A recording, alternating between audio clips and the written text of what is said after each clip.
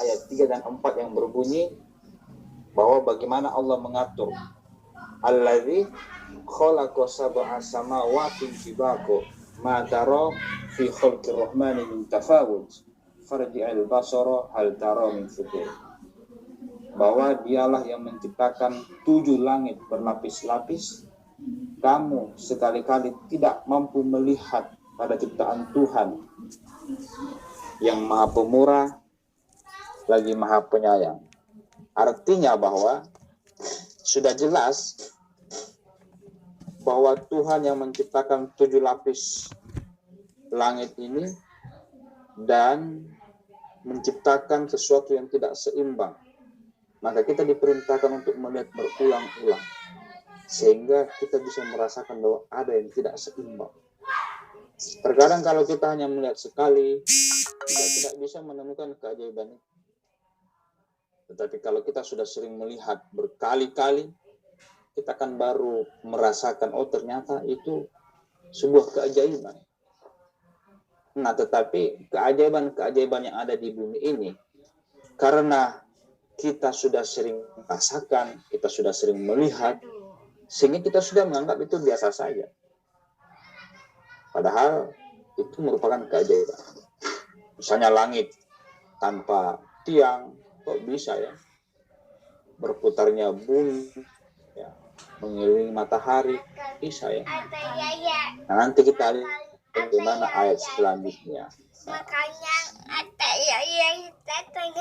Al-Quran mengatakan sumarji al-basar roten yang libat ilai kal-basar khosi wa hasir. Kemudian pandanglah sekali lagi, niscaya penglihatanmu akan kembali kepadamu dengan tidak menemukan sesuatu yang cacat, dan penglihatanmu itu pun dalam keadaan payah. Maka ini perintah untuk melihat bagaimana saya kira berbagai keajaiban-keajaiban Tuhan dalam bumi ini. Nah, kita bisa lihat lagi dalam Al-Quran yang lain yang berbunyi la syamsi yang bagilaha an tudrikal qamar wa la lailu sabiqun nahar wa kullun fi falaki yasbahun. Ayat ini menjelaskan tentang tidak mungkin bagi matahari mengejar bulan dan malam pun tidak dapat mendahului siang, masing-masing pada garis edarnya. Nah, saya ingin mengatakan bahwa ternyata pergantian siang dan malam itu adalah bagian daripada keajaiban. Saya yakin dan percaya bahwa kita semua ini sudah merasa itu biasa ya. Ya karena kita merasakan itu. Tetapi kalau Allah memerintahkan kita untuk merenungkan dan melihat bahwa ternyata itu bagian daripada miracle, keajaiban. Bergantinya siang dan malam. Malam kita diperintahkan untuk beristirahat, ya. Dan berpindahnya bulan ke bulan agar bisa dijadikan sebagai perhitungan waktu. Maka orang barat menemukan adalah istilah Sunday, ada istilah Friday, ada istilah Desember, Oktober, November. Itu pergantian bulan. Itu adalah bagian daripada miracle, keajaiban. Jadi kita tidak perlu berpikir bahwa keajaiban itu ketika ada gempa bumi, wah itu terlalu jauh. Tapi bagian yang terdekat dalam hidup kita ini yang kita rasakan, itu semua adalah keajaiban. Dan semua miracle-miracle yang terjadi di bumi ini, itu sudah jauh dijelaskan oleh Allah Subhanahu wa Ta'ala dalam Al-Quran. Ya, yang saya sebutkan tadi ayatnya, la syamsu yang bagilaha an tudrikal qamar wa la lailu sabiqun nahar, bahwa tidak mungkin bagi matahari mengejar bulan dan malam pun tidak dapat mendahului siang karena mereka sudah berputar pada garis edarnya.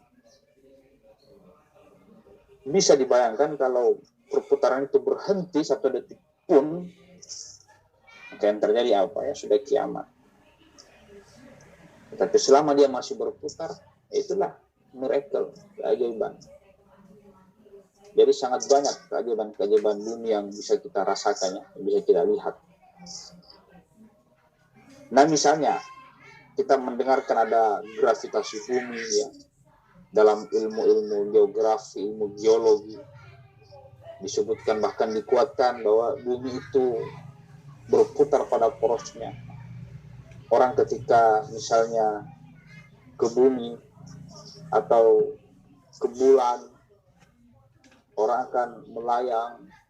Orang-orang Amerika sudah mendarat ke bulan. Kemarin ada Rusia, Cina. Sekarang orang berlomba-lomba ke sana. Nah, sekarang kita fokus ke bumi. Kira-kira apa yang menarik dari bumi? Keajaiban apa saja? Selain daripada keajaiban-keajaiban yang memang itu sudah kita lihat secara kasat mata yang dahsyatnya luar biasa. Nah, Anda bisa membuka lagi dalam Al-Quran surah Fatir, saya lupa ayatnya, yang berbunyi seperti ini. Innallaha yamsikus samawati wal ard an tazula wala in wata'in amsakahuma. Yang artinya kurang lebih seperti ini ya, kalau tidak sama persis, bahwa sesungguhnya Allah yang menahan langit dan bumi agar tidak lenyap. Dan jika keduanya lenyap, maka tidak ada seorang pun yang mampu menahannya selain Allah. Inilah saya kira gambaran tadi bahwa ketika Allah menciptakan langit, misalkan yang kita lihat ini ya, langit tanpa tiang, yang lautan tanpa ujungnya, itu saya kira bagian hal terkecil yang sudah diatur oleh Tuhan. Dan itu ya saya kira ya miracle itu kerahasiaan dan keajaiban yang luar biasa. Karena itu, maka kenapa kemudian ada istilah rotasi, revolusi matahari dan struktur bumi? Karena rotasi bumi, perputaran bumi pada porosnya itu ada pergerakan bumi dari arah timur, jika kita lihat dari arah utara. Ya. Dikarenakan karena pada poros tiap daerah yang berada di setiap negara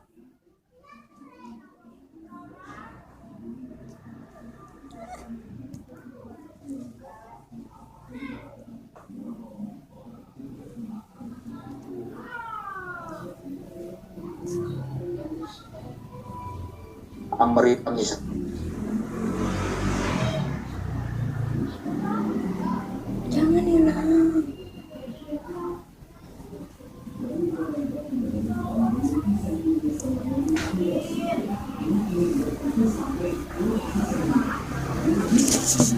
Indonesia Tengah 1 jam lebih cepat. Kalau di Thailand itu Bangkok same ya, sama dengan Jakarta, sama dengan di sini. Kalau di sini jam 12, di Bangkok jam 12 juga. Ya, kurang lebih seperti itu ya. Makanya WIB itu bukan waktu Indonesia Barat. WIB waktu Indonesia Bangkok. Nah, jadi kalau kita ke Bangkok ya sama jamnya dengan Jakarta. Sama dengan di sini. Berarti porosnya sama ya. Kalau kita melihat dalam teori geografi itu berarti mataharinya kita sama dengan matahari yang di Thailand, di Bangkok.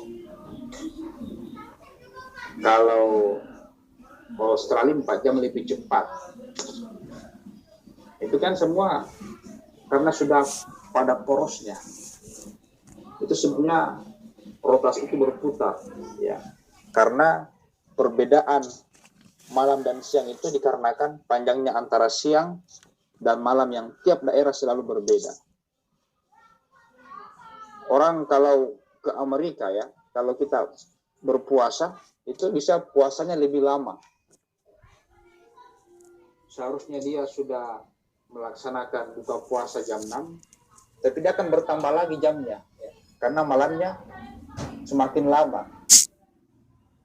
Tapi sebaliknya juga ada negara kalau kita puasa dan berkunjung itu semakin cepat. Nah, pertanyaannya adalah ketika kita melaksanakan ibadah puasa dan mendapatkan waktu yang berbeda, apakah kita mengikuti waktu Indonesia atau waktu negara tujuan? Orang yang tidak paham dengan ini dia akan mengatakan ya kita harus mengikuti waktu Indonesia. Lalu itu keliru.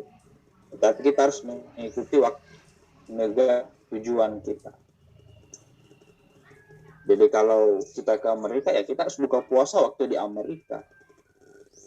Kita di Makassar misalnya terus mau ke Thailand ya kita harus buka puasa di waktu Thailand. Karena beda sejam. Kalau kita dari Makassar ya, tapi kalau dari Jakarta ya sama saja. Jadi berbuka puasa itu harus mengikuti waktu negara di mana kita berada, bukan negara kita berasal. Yang saya banyak yang keliru ya kalau terkait dengan puasa itu. Nah, dampak rotasi bumi ini kita lihat dulu secara sains ya. Apa kira-kira dampak dari rotasi bumi itu? Oke, satu, misalkan terjadinya malam dan siang. Ya, karena rotasi bumi berputar ya. Gerak semu matahari, ya, karena dia berputar ya. Perbedaan waktu sudah pasti. Di tiap negara, yang ke negara kita aja di Indonesia ini berbeda-beda. Khusus Pawena Jehni dan Niran Prasopnut di Indonesia ini kan ada 3 bagian ya, 3 waktu yang berbeda. Indonesia Barat, Indonesia Tengah, dan Indonesia Timur. Kita ini Indonesia Barat, Sumatera dan Jawa. Ada lagi waktu Indonesia Tengah, itu di Sulawesi, Bali, dan Kalimantan sebagian. Ada lagi waktu Indonesia Timur, paling jauh di sana di timur. Jadi Indonesia terbagi 3 zona waktu. Kalau di sini kita di Indonesia Barat atau di Jogja jam 12, maka di Indonesia Tengah, di Sulawesi dan Bali itu jam 1. Dia lebih cepat. 1 jam, 1 hour. Nah, di Indonesia Timur itu seperti Papua, Ternate, itu lebih cepat 2 jam dari sini. 2 jam lebih cepat. Berarti di sana adalah jam 2. Itu di Indonesia ya. Belum lagi di negara-negara lain. Saya tidak tahu Thailand apakah juga berbeda. Ya, saya belum tahu itu kalau Thailand apa dia punya zona waktu yang berbeda. Karena ini kan Indonesia negara besar ya, luas. Kita ke sana ya harus beda-beda waktu juga, sudah seperti di luar negeri. Kalau yang saya tahu ya Bangkok sama dengan waktu kita di sini ya. Nah, terus maka itulah saya kira ya ada revolusi bumi, perputaran macam-macam, gravitasi matahari. Kenapa kemudian berputar?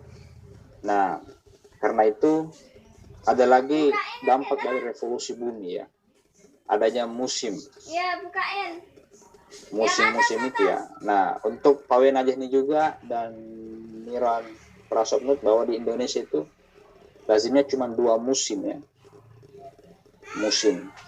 Ada musim hujan dan ada musim kemarau. Ya. Musim hujan dan tidak hujan ya. Musim hujan, kalau dulu yang kita pelajari, kalau hujan itu biasanya di bulan yang ada berakhiran R. Ya kan? September, Oktober, November, Desember. Itu musim hujan. Nah, selain bulan itu musim kemarau atau musim panas. Seperti ini. Tapi sekarang cuaca di Indonesia tidak menentu lagi. Terkadang kita berkesimpulan ini musim kemarau, tapi hujan juga. Jadi teori yang mengatakan bahwa musim hujan itu berber Oktober, November, Desember tidak berlaku lagi karena di Indonesia terkadang bulan ini hujan, besok kemarau, tetapi intinya hanya 2 musim. kemarau dan hujan. Oke? Itu saya kira dampaknya ya. Jadi ada perputaran itu. Nah, matahari kalau kita menggunakan perspektif geologi, bahwa matahari adalah pusat tata surya bagi sumber kehidupan manusia, yang di mana seluruh makhluk itu akan bisa membutuhkan matahari.